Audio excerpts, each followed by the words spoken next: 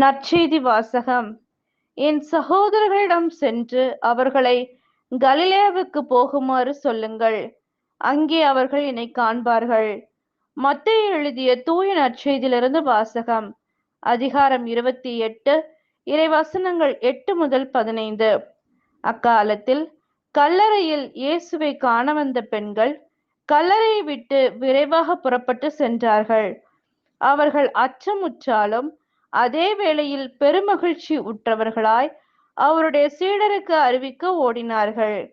திடீரென்று இயேசு அவர்களை எதிர்கொண்டு வந்து வாழ்த்தினார். அவர்கள் அவரை அணுகி அவர் காலடிகளை பற்றி கொண்டு பணிந்து நின்றார்கள்.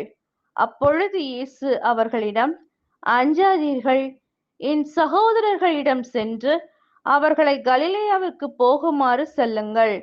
அங்கே அவர்கள் என்னை காண்பார்கள் என்றார். அவர்கள் போய்கொண்டிருந்த போது காவல் வீரருள் சிலர் நகரத்திற்குள் சென்று நிகழ்ந்தவை யாவற்றையும் தலைமை குருக்களுக்கு அறிவித்தார். அவர்கள் மூப்பர்களுடன் கூடி கலந்தாலோசித்து அப்படை வீரருக்கு மிகுதியாக பணம் கொடுத்து, நாங்கள் தூங்கிக் கொண்டிருந்த போது இயேசுவின் சீடர் இரவில் வந்து அவரது உடலை திருடிச் சென்று விட்டனர் என சொல்லுங்கள். ஆளுநர் இதை கேள்வியுற்றால் நாங்கள் அவரை நம்பச் செய்து நீங்கள் தொல்லைக்கு உள்ளாகாதபடி பார்த்து கொள்வோம் என்று அவர்களிடம் கூறினார்கள். அவர்களும் பணத்தை பெற்றுக்கொண்டு தங்களுக்கு அவர்கள் சொல்லிக் கொடுத்தவாறே செய்தார்கள். இந்நாள் வரை இந்த வதந்தி யூதரிடையே பரவி இருக்கிறது. இது கிறிஸ்துவின் நற்செய்தி. கிறிஸ்துவே உமக்கு புகழ்.